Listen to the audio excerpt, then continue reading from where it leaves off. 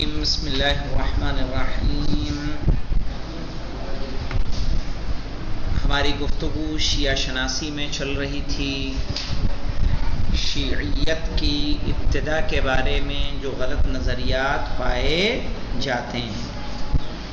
آج انہی میں ایک نیا نظریہ کہ جو یہ کہہ رہا ہے کہ شیعیت کی ابتدا اہل ایران کے ذریعے ہوئی. یہ ایران کا ایجاد کردہ مذہب ہے. ایک رائے ایسی بھی ہے کہ شیعیت کو کس نے ایجاد کیا ہے؟ ایرانیوں نے ایجاد کیا ہے، اور ان کی اپنی دلیلیں ہیں اور اس میں رد بھی ہے. صحیح. بعض مصنفین نے دیکھیے ایران، اہل ایران اور شیعیت، بعض مصنفین نے شیعت کو ایرانیوں کے ذہن و خیال کی پیداوار قرار دیا ہے. کہ اس مذہب کو بنانے والے کون ہیں؟ ایرانی. یہ نظریہ بعض مستشرقین کے ذریعے سامنے آیا. مستشرقین جانتے ہیں کس کو کہتے ہیں؟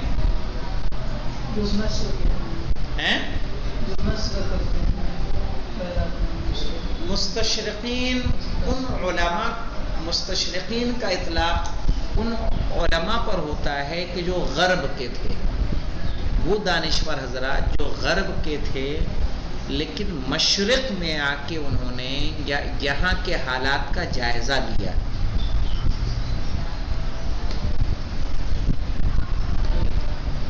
اور ہم لوگ جیسے کہاں ہیں؟ مشرق میں ہے نا.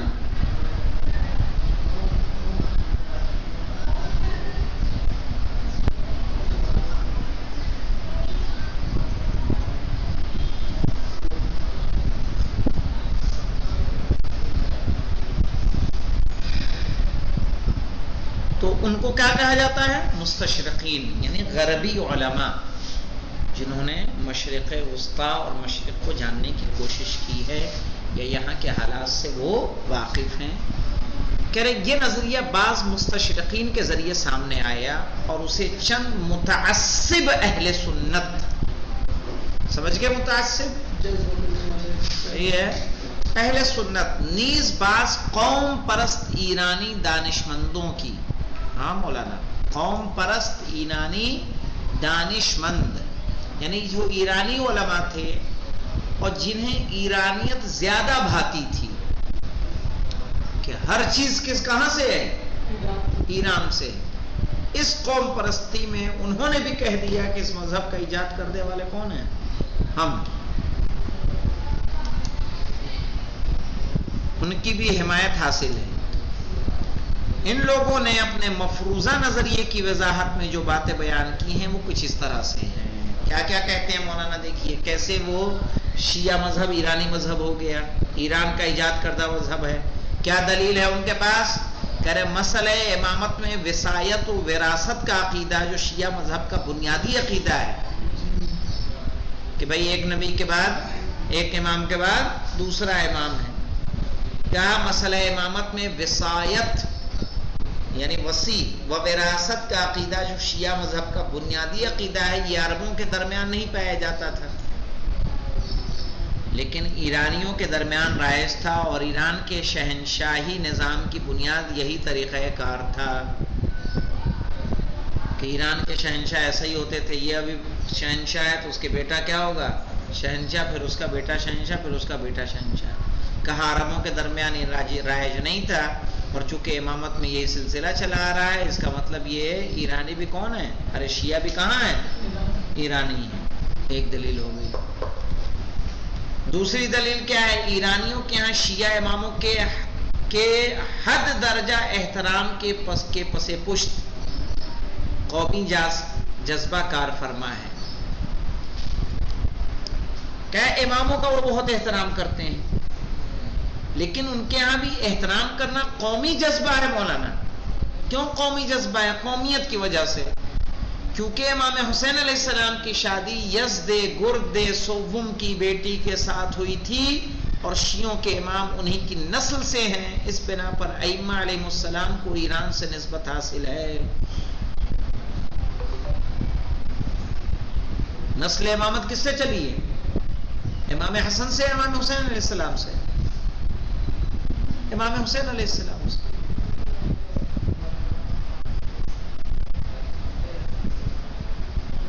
وہ کہہ رہے ہیں ان کی شادی کہاں ہوئی؟ ایران میں ہوئی، اور نسل وہیں سے چل رہی۔ اس کا مطلب کہ سارے کے سارے امام کیا ہوئے؟ ایرانی ہوئے، یا ایرانی اسی لیے امام کو چاہتے ہیں۔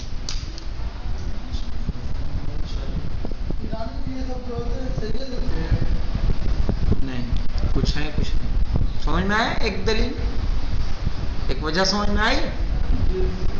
آئیے تیسری دیکھتے ہیں۔ اسلامی فوج کے ہاتھوں شکست اور ایران کے مغلوب ہو جانے کے بعد احساس ذلت کے باعث ایرانیوں کے دل میں عرب مسلمانوں سے کینہ پیدا ہو گیا۔ ایران ہارا تھا نا دور عثمان میں، دور عمر میں کیا ہوا؟ ایران فتح کیا گیا ہے۔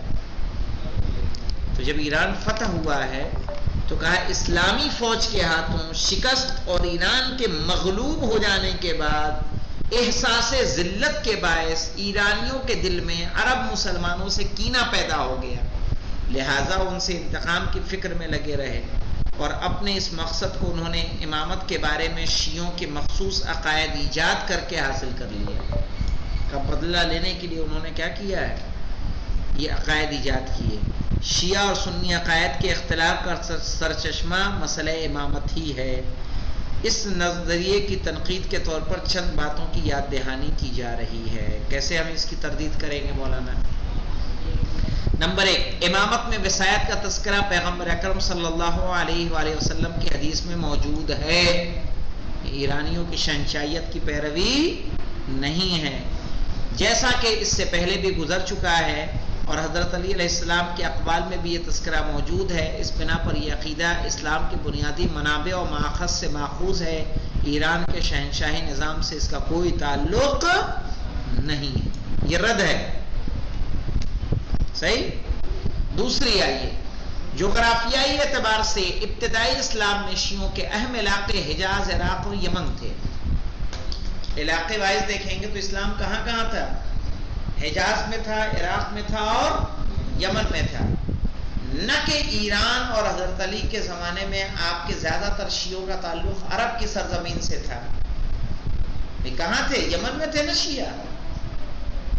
جس طرح کے جنگ جمل، صفین و نہروان میں آپ کے اکثر فوجی عرب ہی کے باشندے تھے۔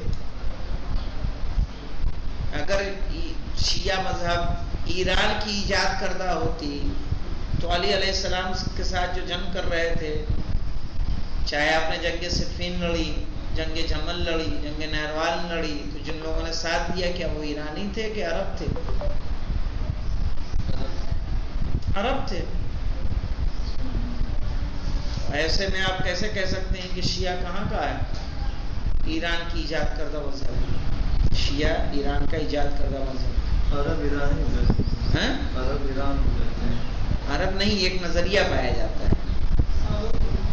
عرب تو یہ جو سعودی میں، عراق میں، یہ سب عرب دیش ہے جو عربی بولتے ہیں۔ ایران تو فارس ہے۔ تیسری دلیل دیکھیے مولانا، تاریخی اسناد سے یہ معلوم ہوتا ہے کہ ایرانیوں نے اسلام قبول کیا تو چونکہ اس وقت سنی مذہب اور سیاست کا چرچا تھا، لہٰذا وہ بھی سنی ہو گئے۔ اس کے بعد ہی ان کے درمیان آہستہ آہستہ شیعہ مذہب رائج ہوا، جس کی مختلف وجوہات ہیں۔ اس کی وجہ ایک یہ بھی تھی کہ عراق یا حجاز جیسے عرب علاقوں سے جو شیعہ ایران پہنچے تھے، وہی افراد ایران میں شیعہ مذہب کی ترویج کا باعث ہوئے۔ چنانچہ یاقوت حموی نے معجم البلدان میں شہر قم کے بارے میں تحریر کیا ہے کہ اس شہر کو حجاج بن یوسف کے دور میں طلحہ بن احوص نے آباد کیا تھا۔ کس کو مولانا؟ قم کو۔ حجاج بن یوسف کے دور میں طلحہ ابن احوص نے آباد کیا تھا۔ اس سے پہلے یہ 7 گاؤں تھے جو کمندان کے نام سے مشہور تھے۔ اس کی تفصیل یہ ہے کہ عبد الرحمن بن محمد بن اشعث بن قیس، عبد الرحمن بن محمد بن اشعث بن قیس جو حجاج کی طرف سے سیستان کا والی تھا، یہ سمجھ میں آیا؟ یہ وہی ہے جو محمد بن اشعث، اس کا ذکر آپ کا کوفے میں ملے گا، لشکر کا وہ سردار ہے، اور اسی کی بہن ہے جعدہ بنت اشعث، امام حسن علیہ السلام کی زہر دینے والی، تو اسی کا بیٹا ہے عبد الرحمن بن محمد بن اشعث بن قیس۔ ہاں، جو حجاج کی طرف سے سیستان کا والی تھا، جہاں کے سیستانی صاحب ہیں، اس نے حجاج کے خلاف بغاوت کر دی۔ جب وہ حجاج سے شکست کھا کر کابل کی طرف فرار کر گیا، کابل جانتے ہیں کہاں ہے؟ افغانستان میں۔ کابل کہاں ہے؟ تو سعد بن مالک بن عامر اشعری کے بیٹے جو اس فوج میں شامل تھے، وہ قم کے علاقے میں آئے اور کمندان نامی 7 دیہاتوں پر ان کا تسلط ہو گیا۔ دھیرے دھیرے ان کے چچا زاد بھائی بھی ان کے پاس پہنچ گئے۔ کس کے چچا زاد بھائی؟ سعد بن مالک بن عامر اشعری کے چچا زاد بھائی بھی پہنچ گئے۔ پھر اس کا نام کمندان سے تبدیل ہو کر قم ہو گیا۔ ان بھائیوں میں سے ایک عبداللہ ابن سعد بھی تھے جو مذہب امامیہ کے ماننے والے تھے، ان کی اولاد کوفے میں تھی، وہ بھی قم منتقل ہو گئے، اور یہی حضرات قم میں شیعت کی نشر و اشاعت کا سبب ہوئے۔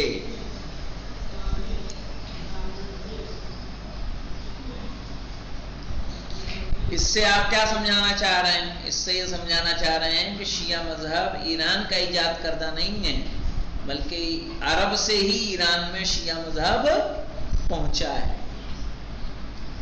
چونکہ وہ کہاں قیام کرتے تھے؟ عرب میں تھے نا۔ انہی بھائیوں میں سے ایک عبداللہ ابن سعد بھی تھے جو مذہبی امامیہ کے ماننے والے تھے، ان کی اولاد کوفے میں تھی، وہ بھی کہاں آ گئی؟ قم منتقل ہو گئی۔ یہی حضرات قم میں شیعت کی نشر و اشاعت کا سبب ہوئے۔ نمبر 2، معجم البلدان جلد 4 394 ہے کلمہ قم۔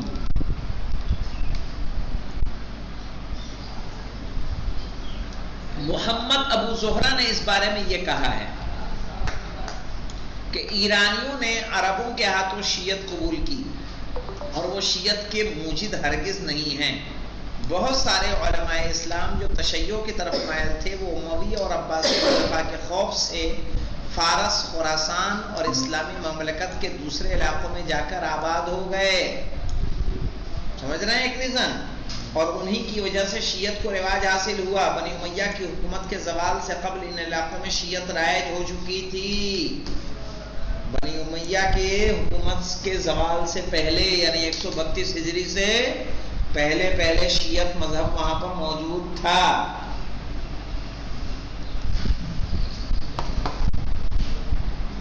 چار نمبر، اس نظریے کے غلط ہونے کی ایک دلیل یہ بھی ہے کہ شیعوں کے 12 امام میں سے سب نسلی اعتبار سے عرب تھے۔ کہاں گئے تھے مولانا امام؟ عرب تھے کہ ایرانی تھے؟ شیعوں کے بہت سارے علماء کا تعلق عرب خاندان سے تھا، جیسے آل عایون، آل عطیہ، سید بنی دراع، شیخ مفید، سید مرتضی، محقق ہلی، علامہ ہلی، ابن طاووس، ابن ادریس، فاضل مقداد، شہید اول، شہید ثانی وغیرہ کہاں کے ہیں؟ عرب۔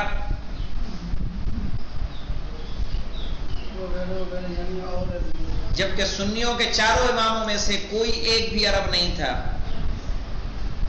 بلکہ عربوں کے موالی تھے۔